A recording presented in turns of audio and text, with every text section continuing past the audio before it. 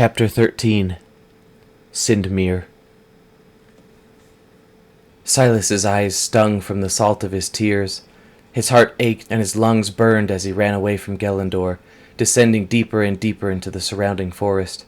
The sounds of war slowly faded away with the distance that he put between him and the city as they ran. The image of the black blade of the Dark Mage's sword piercing his friend and mentor Geode played relentlessly in his mind over and over and over again. Part of him couldn't believe it. He hadn't actually seen what he saw. Surely Geode and Torin would appear behind them shortly, running into the forest for safety. Chills ran up his back as he recalled the Dark Mage pulling what seemed to be Geode's soul from his body and trapping it inside of that awful lantern. Thoughts of Torin crossed his mind as well, now coming to terms with the fact that his best friend was trapped inside of a falling city, with no Geode to protect him. Uthrin had assured him that he had given Torin ample instructions for staying safe until the city finally surrendered. Still, he worried about the possibility of the evil attackers not taking prisoners and just killing everyone in the city. They turned towards the south and continued to run through the trees for the better part of the morning, slowing to a walking speed to catch their breath, then picking the pace back up to a jog. Finally, Uthrin signaled that they had put a good amount of distance between them and Gelendor, and that they could stop and rest. Silas dropped his bag on the ground, collapsing near a large rock. His mind spun. His heart ached. His breathing wouldn't calm down, even after he'd stopped moving. Sky sensed his sorrow and curled herself into a ball in his lap for comfort. Her presence brought instant relief. As he stroked her head and back, he saw a faint glow emanate from his ring as she spoke to him. "I am so sorry for your loss. I know what it feels like to lose someone like family. Geode seemed like a good man." "He was a good man. He was a great man," he responded in a choked voice. "He didn't deserve to die, especially not like that. And Torin, he's still stuck in Gelendor. Who knows what his fate will be?" She stood up in his lap and placed her front paws on his chest, putting her face right next to his just like the first time that they'd met. Silas stared into her bright, shining eyes and felt a wave of comfort rush over him as she spoke. "You helped me when all seemed lost, and now it's my turn to help you. Are you going to be all right?" Silas breathed in sharply at the question. He knew that eventually he would be okay, but right now, he didn't see how that day would come. Geode was more than just a mentor and a friend. The time that they had spent together almost made him feel like family. He was like an uncle to him, or something of the sort. It made it even worse that he had to witness the horrible way that he died.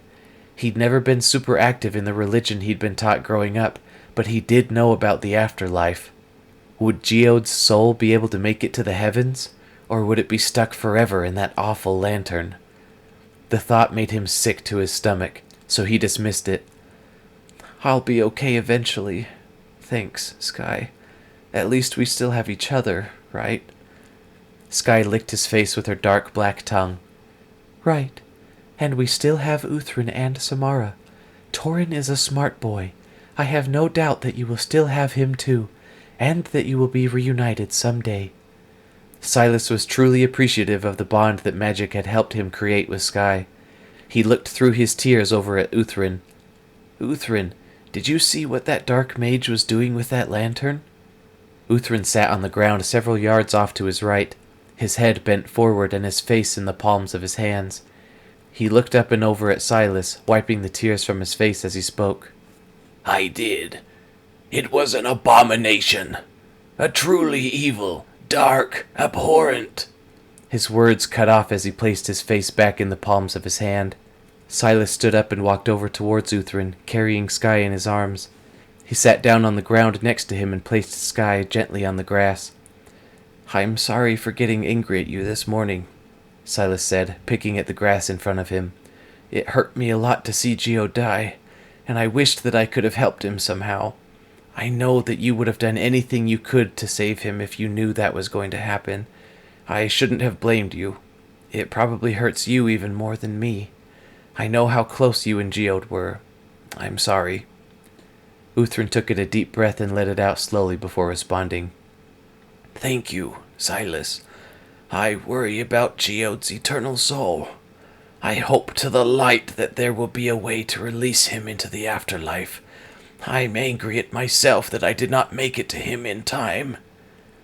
His voice changed slightly as he picked his head up from his hands.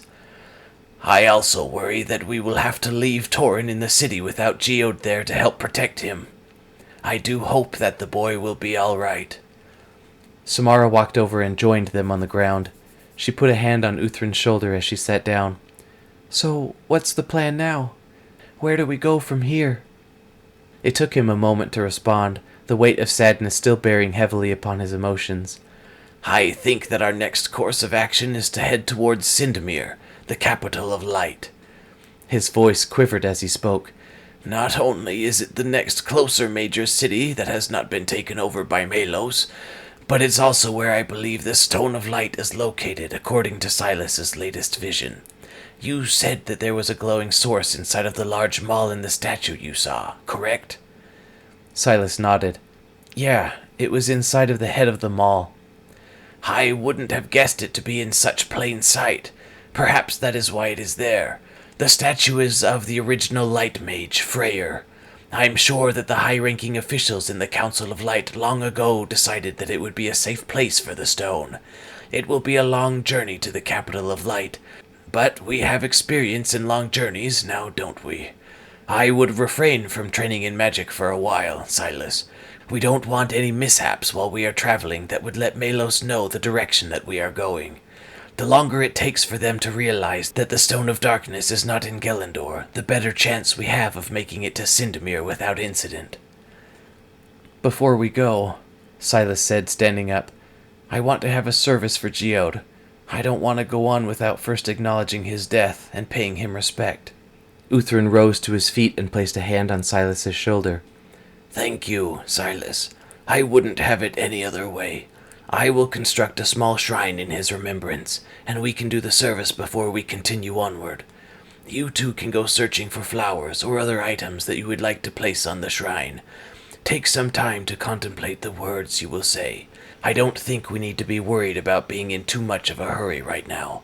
Take your time. Do some meditation if you need, and try to find peace. Meet back here in an hour.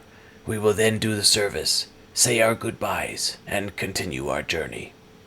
Silas retreated from where they had stopped and headed towards a large hill as he searched for a quiet place to be alone and think. Memories of the many hilltops that he had climbed with Geode by his side ran through his head as he started up a nearby hill. After reaching the top of the hill, Silas looked back towards the city of Gelendor. He could see smoke rising up from the city, and could still barely make out the spot in the outer wall that the enemies had broken as their point of entry. "Stay safe, Torin," he said out loud. "I couldn't bear to lose you too." He put a fist on his chest, and with determination in his voice continued, "I swear, I'll do everything I can to avenge your death, Geode.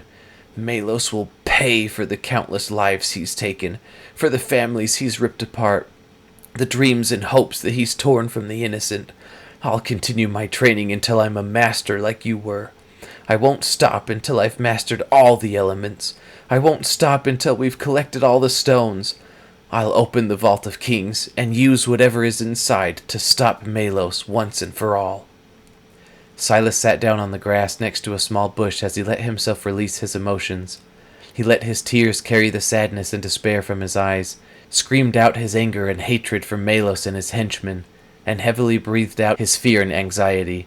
Physically and emotionally drained, he laid down on the grass and closed his eyes. Sleep quickly overtook his exhausted body, and his mind entered the world of dreams.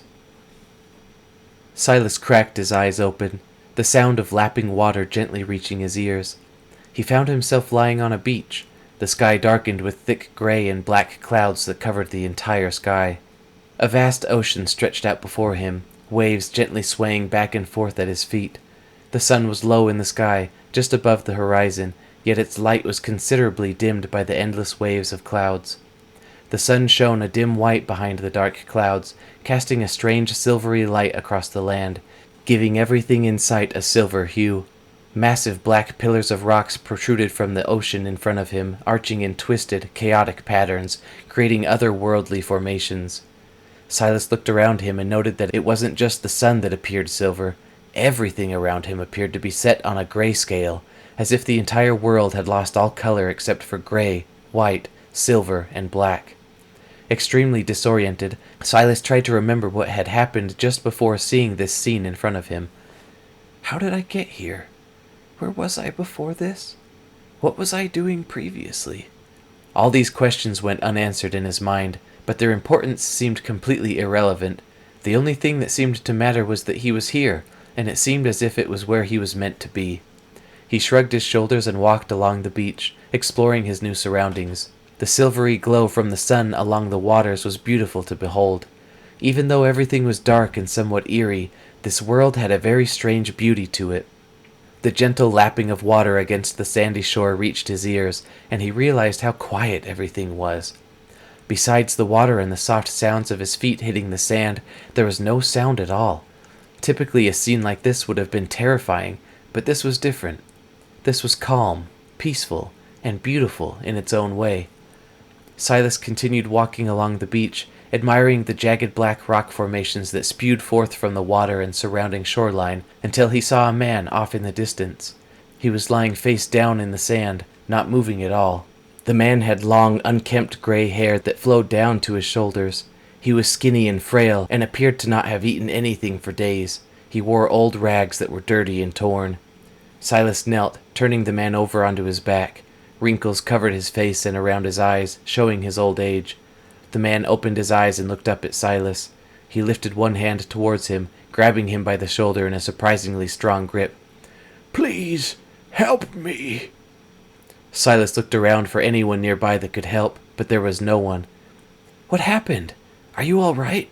As if the man hadn't heard his question, he again responded in a dry, raspy tone. Please, help.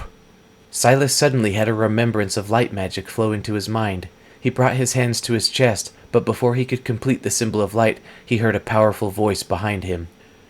Silas! The voice was deep and booming.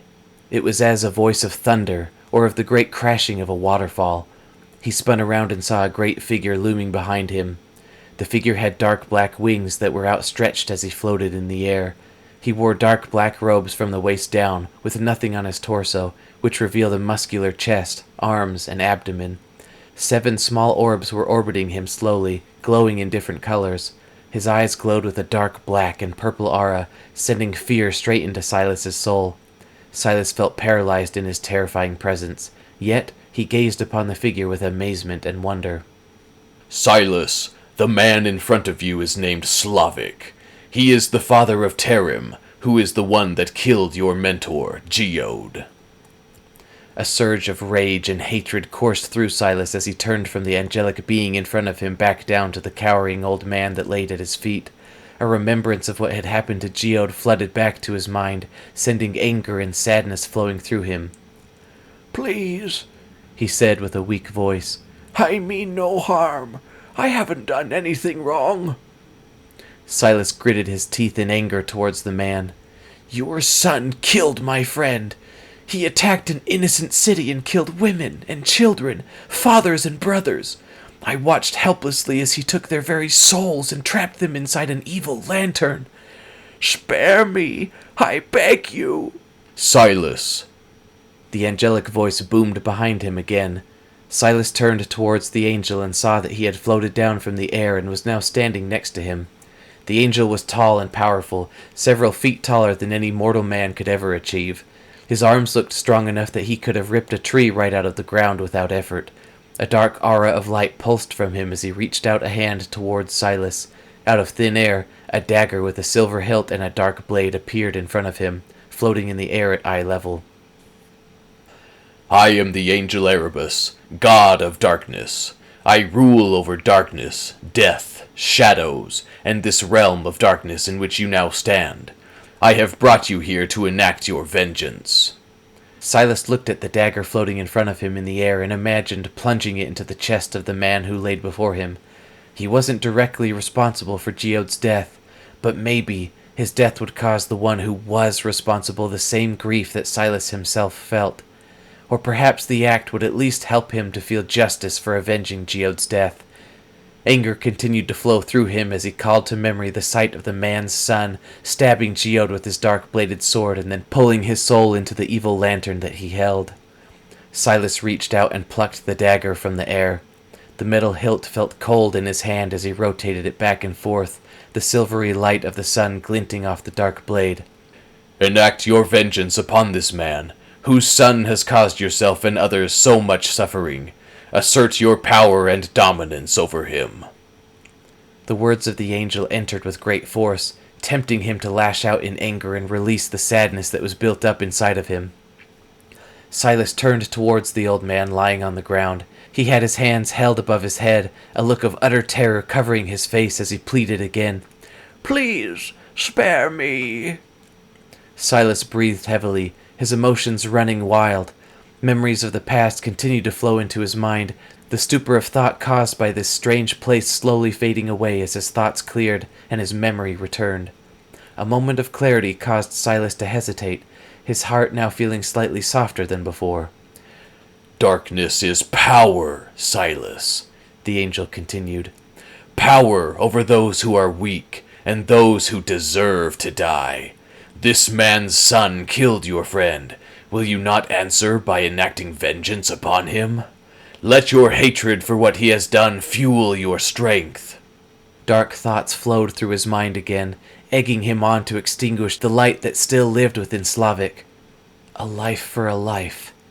It would feel so good to know that justice had been delivered, that the one who took Geode's life would suffer as he had suffered. He stared into the man's cowering eyes as he lifted the dagger above his head. No, please, the man screamed. Spare me!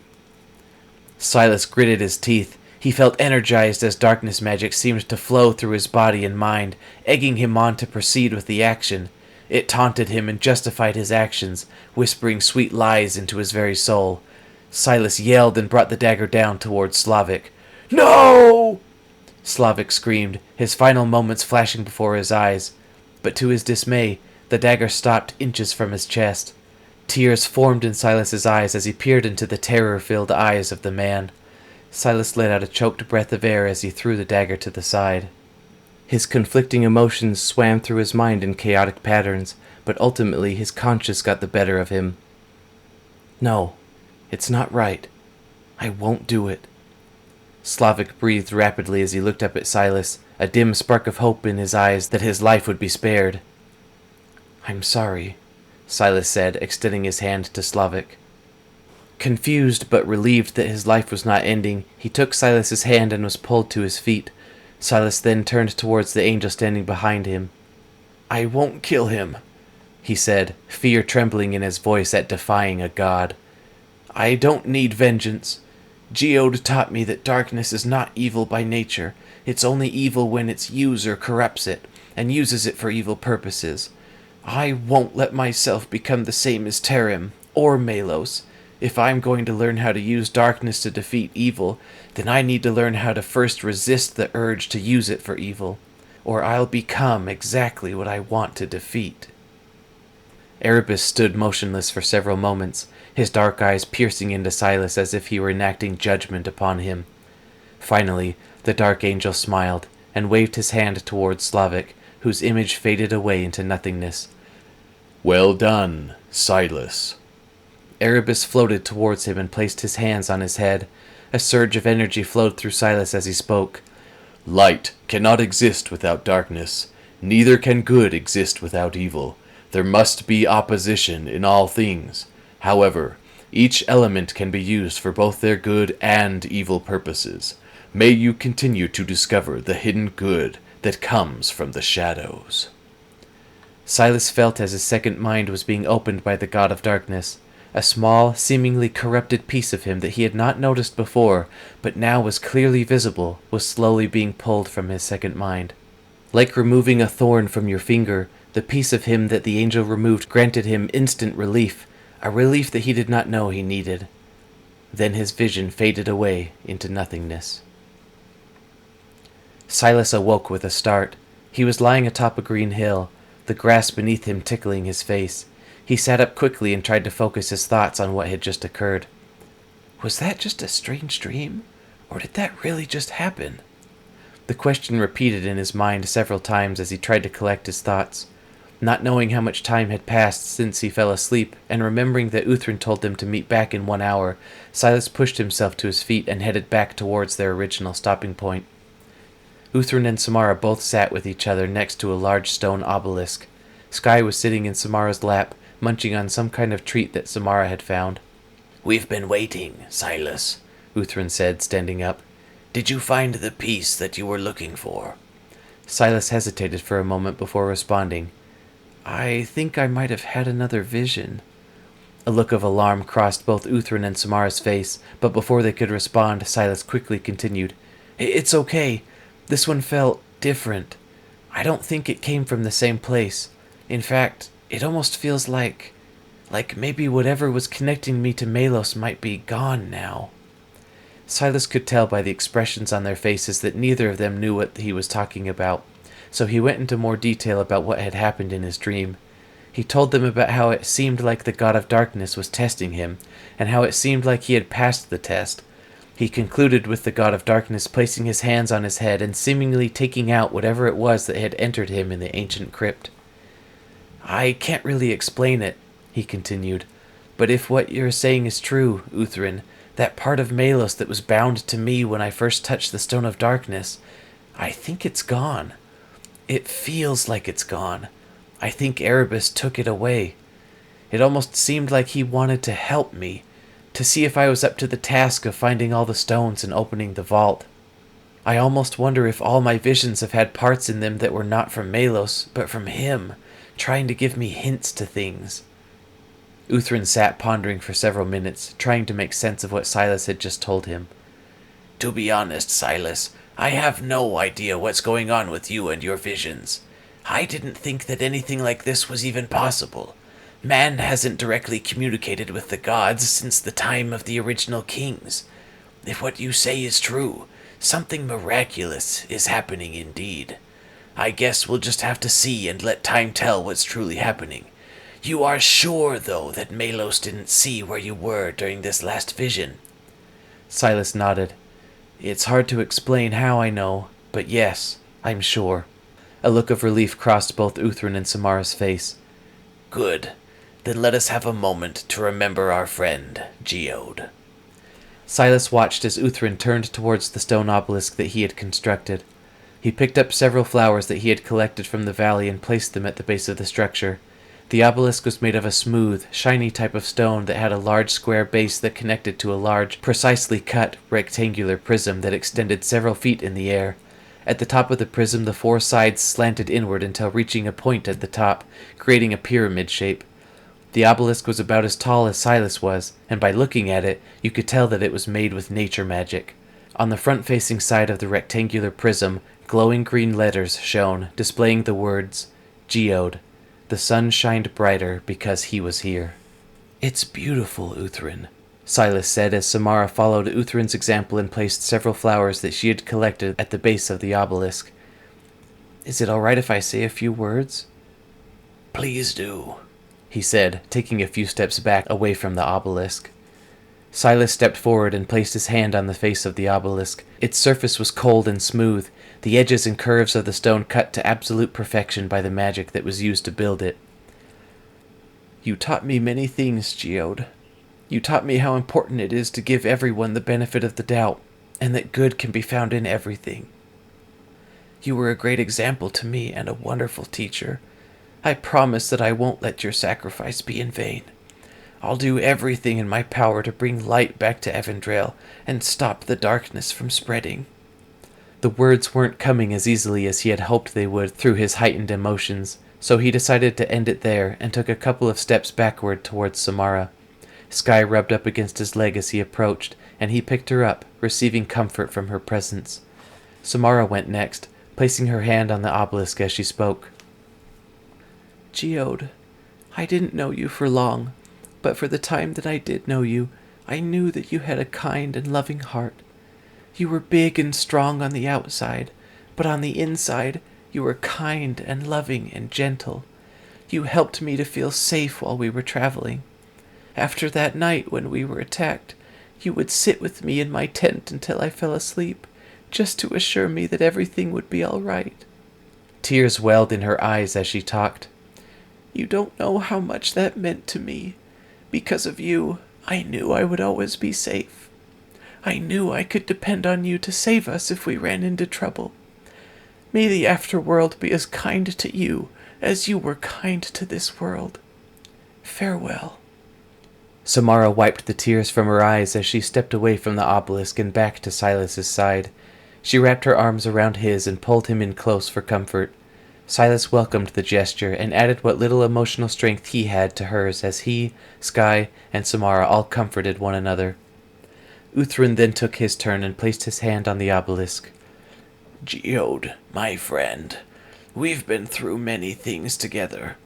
I was always sure that I would be the first one to go, and that you would be the one saying words for me instead of I for you.